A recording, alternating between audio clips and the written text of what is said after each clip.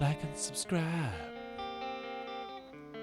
Check out my Patreon membership. It's music time with Nick. Whoa! He reharmonized his own theme song. Is he allowed to do that? Of course he is. Hey, we're not here to talk about that. We're here to talk about rock lesson 2.2 or part 2, part 2. Too many twos. So anyway, what we're going to be thinking about today is we're going to go back to rock lesson 2 and think about how we can kind of make it feel more rockin', because yeah, it was pretty rockin', I guess. I mean, it had some syncopation to it. Here's how it sounded.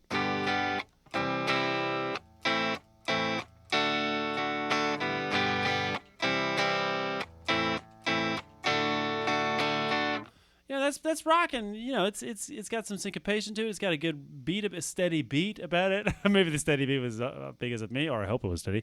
But I just feel like we could make it more rocking. So how are we going to do that? We're going to use some of the chords that we see to my, what direction is this? To my left or to your right? I don't know. But we're going to try to incorporate some of these new chords, the means of ornamenting our chords to make them more interesting. And these are specifically ways that I've noticed get used in a lot of rock music, especially rock music that is, maybe we would call glam rock, things that we are, influenced by the Rolling Stones or the New York Dolls or like Kiss or whatever. I see these moves a lot. And so to me, I think that if we kind of try to impose those on sort of a normal chord progression like we saw in lesson 2 and try to reharmonize it like I did with my intro, it'll make it more rockin'. So let's see if that works. So let's take a look at the new chord. So I assume everybody knows G. Now this new one is called C/G. And in effect what I'm doing here is I'm just taking like the top piece of a C, but I'm going to keep these other parts of my G. So it's almost like, I mean, it really is what the name looks like, C/G. It's a little bit of C, a little bit of G, all right? Hey. But what what it really means is that there's a full C triad against a G bass note, okay? Now, I think that these names are a little bit misleading, and they can look a little kind of, we can be intimidated by them sometimes when we're reading chord charts. If you encounter C/G, just play a C. Like, if your ear demands that G, it's going to be okay if you don't play the bass note G, okay? But in this instance, I want you to try it, okay? Because I know that if you're a rock fan, and that's presumably how you've ended up in this video, you're going to see a lot of this. So let's try to deal with it, okay? So all I'm doing is just jumping my middle finger down and coming down with my pointer finger on the first fret of the of string number 2 there, the B string. See how I'm doing that? Everything else, my pinky and my ring finger are static. My middle finger is jumping down to the D string, 2nd fret. The pointer finger is playing the first fret of the B string, and then I'm jumping back, okay? So that's how my C/G looks. That's pretty easy, right?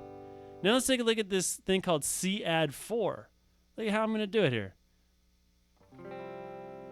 I'm just taking a C chord, and I'm adding my pinky to the 3rd fret of the D string there.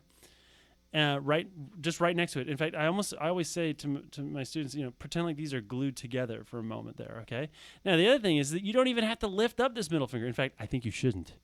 I think you should go, don't lift this finger up, okay? We want to move as little as we can, right? Because hopefully we're like jumping off things or doing the duck rock, right? That's our goal here, is to be rocking out, right?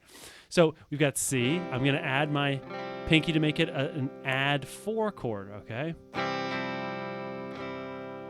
Okay. Now this is kind of interesting. In our original diagram or original example in rock lesson 2, I had an A minor, but now I've changed it to an A major. Interesting. How are you allowed to do that, Nick? Well, as I mentioned before, jazz people are allowed to do this, right? They can substitute chords. So why can't I? I'm a rock guy. And the other reason, as we discussed in rock lesson 1, is that it's kind of surprising if I use chords that are outside of the key, right? So if we imagine that this song is in the key of G, there's not really supposed to be a C sharp, which is what we find in the key of A. In the key of G. So it's surprising. It kind of it adds a layer of tension right? And so we've got that layer of tension, and then we've also got the syncopation. So it kind of makes it more exciting. Our ears want to hear what's next, right? So we've got this A chord going on here. But before we get to that A chord in my example that we will soon see, I'm going to do this chord called D/A. Now check this out. Wait a minute. Doesn't this look a lot like this thing that I was doing with the G? And doesn't that name kind of look the same? It is the same, right? I'm taking my A chord, and I'm basically adding a D triad to it, okay? And the way that I'm doing that is by adding my ring finger to the 4th fret of the D string, and my middle finger is coming down on the 3rd fret of the B string, whilst I'm holding this A chord here, okay? So it's going to sound like this. I think this is actually the most important rock aspect of this, okay? Because we see this a lot, like maybe you've heard, which as a Rolling Stones kind of a feel that everybody went on to kind of take that idea and use it all the time, and a lot of glam rock bands, like I said, and as a result, a lot of bands. Okay, so this is going to be a move of all the moves that I want you to get good at. I think this going from A to D/A and back, that's a significant one. And the last one we see here is we're going to take a D and we're going to turn it into what's called a suspension. A suspended 4th. I'm going to put my pinky finger down on the 3rd fret of the thinnest string there, my E string, and turn it into a suspended 4th. Okay? And you notice how the C add 4, and they both have the word 4? It's because that to me sounds rockin' when I add the 4th. Okay? It creates a moment of tension. Okay? The 4th kind of sounds okay, but it's also kind of like, what is he doing, right? Like, whoa, this doesn't sound like the same chord. So that 4th has that. And incidentally, there's kind of a 4th in these other 2 examples as well. But I don't want to get too theoretical. I want to stick with this rhythm idea. Okay? So now that we've kind of looked at how to perform those chords, let's attempt to scroll. Will the technology work? Oh, it will. Okay. So let's see how it sounds when I incorporate some of these new chords or these new ornaments into the rhythm from Rock Lesson 2. Let's see how it sounds.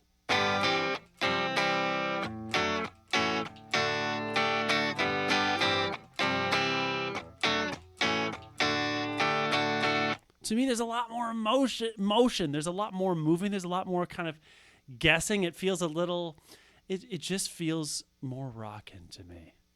Okay, now what happens if I turn up my volume? I wonder what will happen here. Let's see how rockin' it can possibly be. Here we go.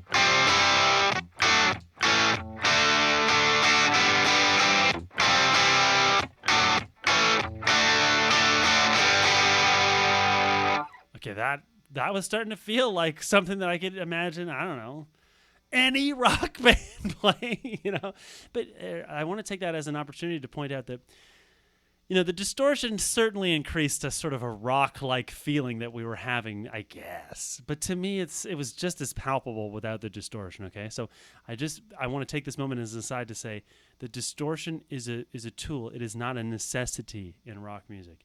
You don't want everything to have distortion or else nothing has distortion. And here, let me get further out on my old man pedestal here, or whatever it is, on my old man, whatever rant I'm on here, is that I noticed that pretty much all rock music now is just this distorted thing. Hey, what are you doing? It's just this distorted thing, which is good. I like a thing, right? But it becomes exhausting to the ear. And I think, tell me if I'm wrong in the comments. Everything feels like it's just distorted, okay? It's got to not be distorted in order for it to be distorted. Because if everything is distorted, then it's not distorted. Whoa, what is he talking about? So anyways, if you're practicing this at home, there's a lot going on in this example. Like, this is a very involved little diagram that I put here. This is not easy, okay? So what I think you may want to try to do is take one of these examples at a time and sort of graft it onto Rock Lesson 2. So what do I mean by that? Well, here, let's check this out. In this instance, I'm just going to do my G. Here, wait a minute. What happened to our light? I think the sun changed. What's going on here? Light? Okay, there we go. So here, the sun changed, everybody. Okay, so here we go. Let's see what happens if I play I'm just going to use the alteration on the G, okay? So 1, 2, 3, 4. Oh, hold on. Let me try that again.